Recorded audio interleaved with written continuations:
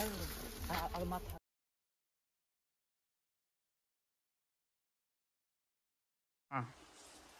ನಮಸ್ಕಾರ ರೈತ ಬಾಂಧವರೇ, ನಾನು ನಿಮ್ಮ ಅಣ್ಣಾರೇ ಪಾಟೀಲ್ ಮಾಡುವ ನಮಸ್ಕಾರಗಳು.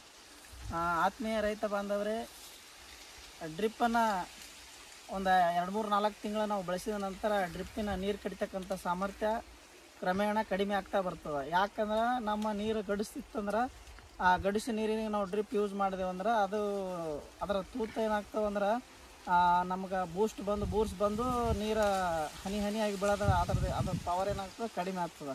ಆ ಕಾರಣಕ್ಕಾಗಿ ನಾವೇನು ಮಾಡಬೇಕಾಗ್ತದೆ, ಫಾಸ್ಫರಿಕ್ ಆ್ಯಸಿಡ ಅದು 84 ppm ಅಥವಾ ಸಲ್ಫರಿಕ್ ಆ್ಯಸಿಡ ಇವೆರಡನ್ನ ಬಳಸಿ ನಾವೇನು ಮಾಡಬೇಕಾಗ್ತದೆ, ಡ್ರಿಪ್ಪನ್ನು ಈ ರೀತಿಯಾಗಿ ಬಂಡಲ್ ಮಾಡ್ಕೊಂಡು ಬಿಟ್ಟು ನಾವೊಂದು ಬ್ಯಾರಲ್ ನೀರಲ್ಲಿ ಒಂದು 100 ಲೀಟ್ರ್ ನೀರಿಗೆ ನಾವೊಂದು 10 kg ಫಾಸ್ಫರಿಕ್ ಅಥವಾ ಸಲ್ಫರಿಕ್ ಆ್ಯಸಿಡನ್ನು ಹಾಕಿ ಅದನ್ನು ನಾವೊಂದು 5 ನಿಮಿಷ ಬ್ಯಾರಲಲ್ಲಿ ಮುಳುಗಿಸಿ 5 ನಿಮಿಷ ಆದ ಬಳಿಕ ನಾವು ತೆಗೆದೇವಂದ್ರೆ ಮತ್ತು ಇದರ ತೂತು ಕ್ಲಿಯರ್ ಆಗ್ತವೆ ಮತ್ತು ಡ್ರಿಪ್ ಚೌಕಪ್ಪ ಅಥವಾ ಬಂದ್ ಆಗೋದನ್ನು ತಡೆಗಟ್ಟಬಹುದು.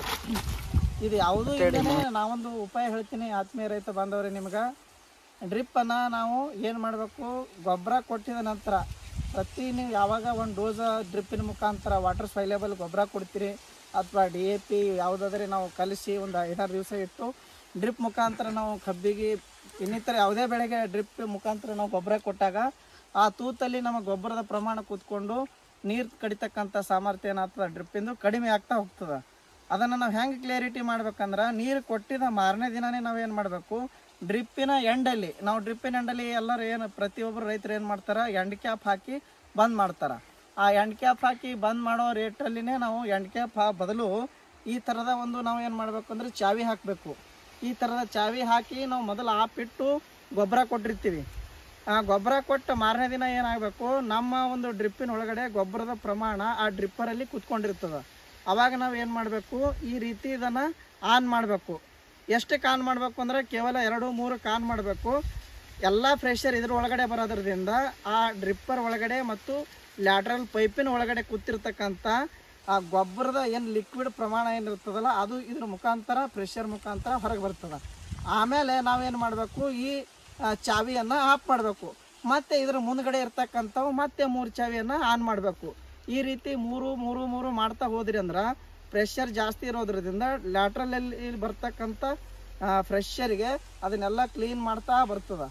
ಆ ಕಾರಣಕ್ಕಾಗಿ ನಮ್ಮ ಡ್ರಿಪ್ ಏನಾಗ್ತದೆ, ಬಂದಾಗಲ್ಲ, ಚೌಕಪ್ ಆಗಂಗಿಲ್ಲ.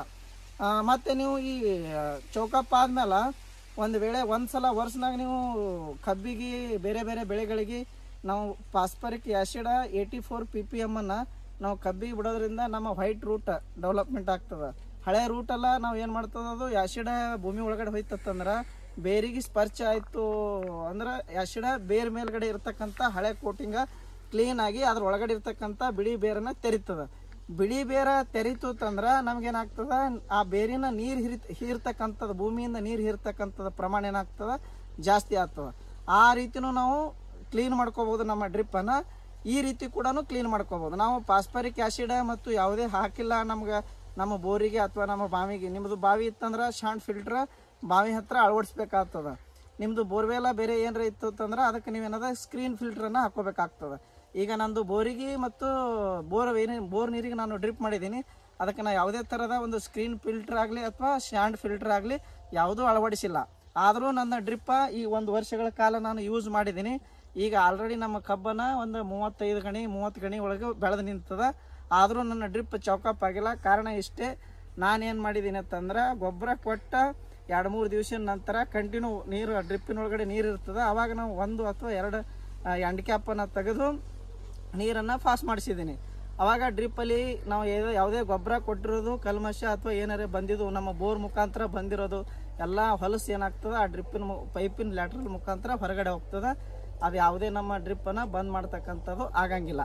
ಆ ಕಾರಣಕ್ಕಾಗಿ ಸ್ವಲ್ಪ ಸಮಯ ನಾವು ಇದು ಎಂಡ್ ಕ್ಯಾಪ್ ಹಾಕಿ ಬಂದ್ ಮಾಡಿ ಇದು ಮಾಡೋದ್ರಿಂದ ಏನಾಗ್ತದೆ, ಸ್ವಲ್ಪ ಸಮಯ ಆಗ್ತದೆ. ಅದೇ ಎಂಡ್ ಕ್ಯಾಪ್ ಬದಲಿ ನಾವು ಈ ಥರದ ಒಂದು ಚಾವಿ 16 mm ಅನ್ನ ಚಾವಿ ಅಳವಡಿಸ್ಕೊಂಡ್ರೆ ಇದು ಬರೀ ನಾವು ಆನ್ ಮಾಡಿದ್ರೆ 3 ಪೈಪಿಗೆ ಆನ್ ಮಾಡಿದ್ರೆ ಪ್ರೆಷರ್ ಜಾಸ್ತಿ ಇರ್ತದೆ. ಇದ್ರ ಮುಖಾಂತರ ನೀರು ಹರಿದು ಹೋಯ್ತು ಅಂತಂದ್ರೆ ಒಂದು 5-10 ನಿಮಿಷ ನಾವು ಈ ಚಾವಿಯನ್ನು ಆನ್ ಇಡಬೇಕಾಗ್ತದೆ.